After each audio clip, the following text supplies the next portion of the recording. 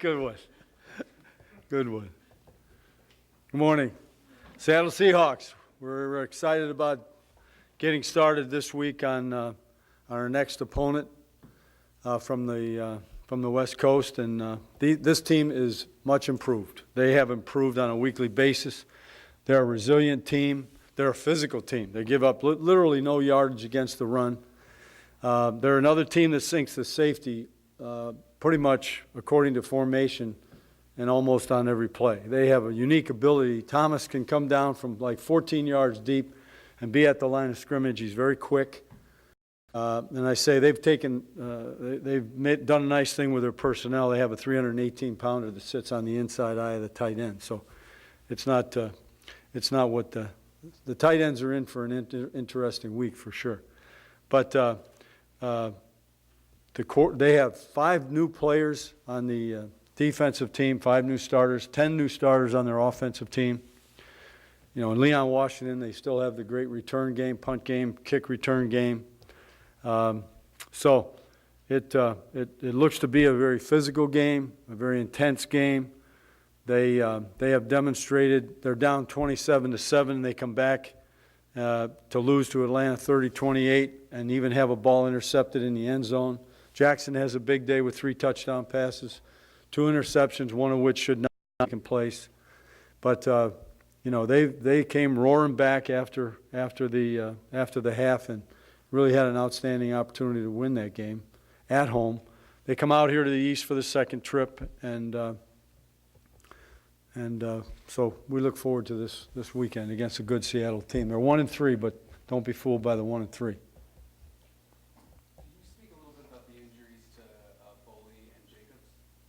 Yeah, they're at this point in time, their knees are a little bit swollen, and you know, I'm going to leave it at that. So we'll just see. It's going to be a day-to-day thing. I'm not sure. Boley may try to go today. I think they're both scheduled to go tomorrow. Both of those guys have had meniscus surgery in the last couple of years. Is that kind of the same deal here? No. Coach, can you speak to the depth of your defensive line, the play you got out of your defensive ends last week, especially Thomas and Well, Dave, I did a poor job with you people post-game in terms of talking about contributions. And Dave Tollefson, you got a guy that's played well really the whole year for us, who's done whatever we've asked him to do. If you notice, he's playing inside over the guards last week. He plays on the kickoff return. He's on the punt team. You know, you ask if he would like to, you know, have a chance if there's been any kind of a drive not to go, and no, he wants to go. So he's been a guy that's really sacrificed and been very selfless in his approach this year, and it's contagious. I mean, people around him are very aware of that. He's picked up the slack when we've had, you know, in the beginning of the year, Osi wasn't available. At this point in time, Tuck wasn't available, and he's done a good job. So, but the depth there. The more you can have that can contribute, the better off you're going to be. You know, we have Kiwi right now playing more linebacker than he is end, but he can play end, and he did play a few snaps there the other day. So the more people that we can have in that capacity that we can be flexible with and maneuver around with, the better off we're going to be. what attributes do Eli have that makes him successful or able to succeed the way he does in the fourth quarter? He's tough. He's hard-nosed. He hangs in there. He believes in himself and his teammates. And, you know, this is something we've worked on and directed an awful lot of attention towards from the neck up with our team. And for the last 2 weeks, it's paid off. Tom, was there any point coming into the season or maybe after the first week where you had concerns that the players would more feed into all the skeptics that were out there about the team not being maybe as good as it could be? I was hoping that would never happen. They never gave me that indication. So, I mean, they've responded as well as you probably could.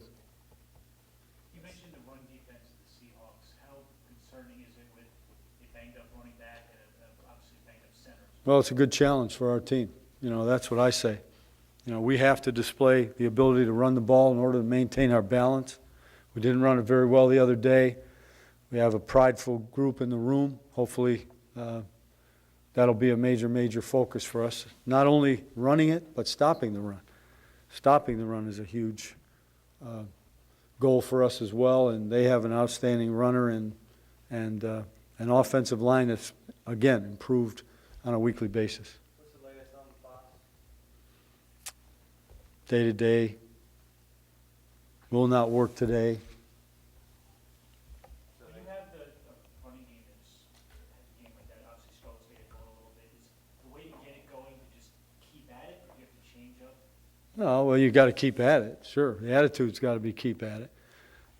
There's a few things you can do, but you got to stay at it, and you have to do, in this case, a better job of blocking, you know, the point of attack, which there were a lot of different colored shirts in there the other day. Tom, how much of that is also you have a rookie fullback? You have, like Well, a little bit of that, but he's been pretty good. He's, tight ends, and, yeah, sure, it's not, and you got a different group of guys, you know, but still, it's an emphasis for us, and it's something we got to work our way out of. You said it's going to be an interesting week for the tight ends.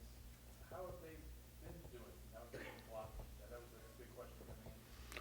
They've done, you know, it's almost like by play.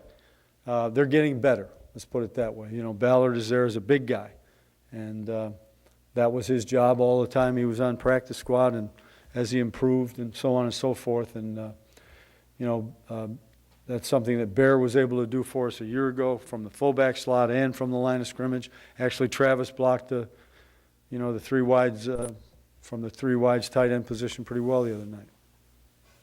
We have the last couple of weeks have been sort of obvious star players in their team, and you were just talking before about, don't overlook sort of the 1 and 3 with the Seahawks. When you have veteran players, I think it seems obvious they would know, hey, this is going to happen. You obviously have a lot more younger players this year.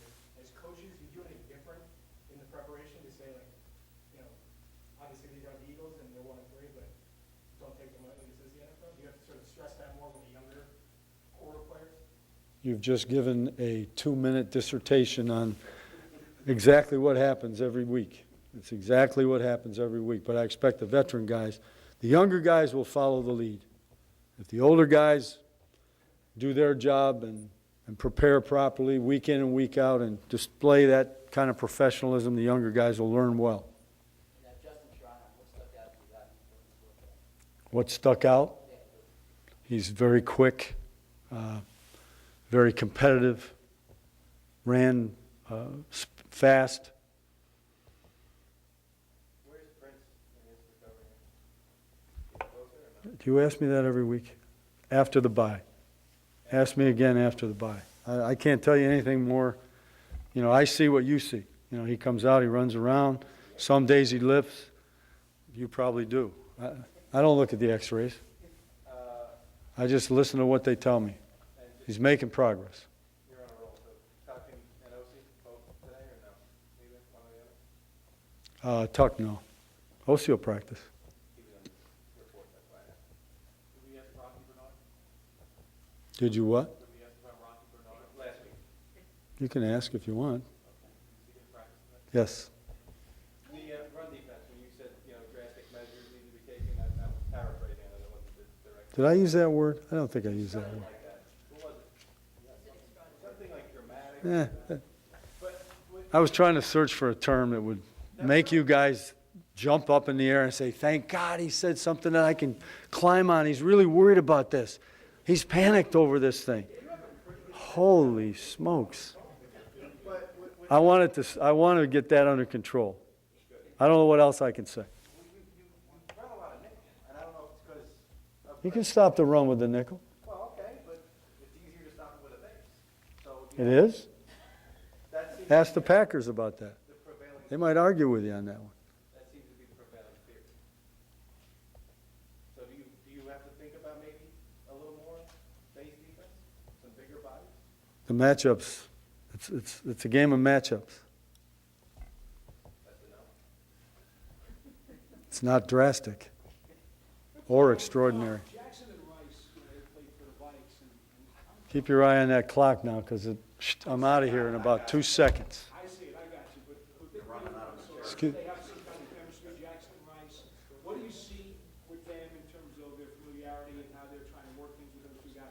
Well, there is familiarity there. You can tell when he goes to Rice, he's pretty sure where Rice is going to be. He'll take perhaps some chances. But on the other hand, he does the same thing with Mike Williams, because Mike Williams is a big, strong receiver who can ward off and block off the corners and hold them off while he goes for the ball. But Rice is a big play threat without a doubt, and they're very familiar. You saw the deep ball the other day, and that's what I remember from playing against them in Minnesota, is he'll launch that thing and Rice ends up on the other end of it.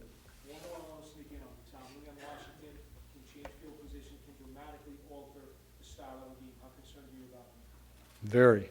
Every team we play has a return man that keeps you up at night. You can scream and holler and carry on, but I'll tell you, you can't always get the ball where you want it, whether it's the punt or the kickoff. If you can drive the ball out of the end zone, you relax a little bit better than when you're punting the ball, and people are not always willing to allow you to use a directional punt. Tom, if Prince isn't till after the bye, that seems to put him beyond the original time frame by a couple of weeks. I don't know what the original time frame was. Prince is not ready to go, and he's not going to be for a while. And we're not going to mess around here until he's ready to go. I really don't ask about him every day. As you can probably tell, I don't know much about that, because to me it's off somewhere in the distance. And while I watch him and I see what you see and I see his reaction to the work, it's very slow, as you would imagine, but it's gradual, and we're making progress. Oh, there's no setback. No, there's no setback. I never expected it any earlier, to be honest with you. Okay?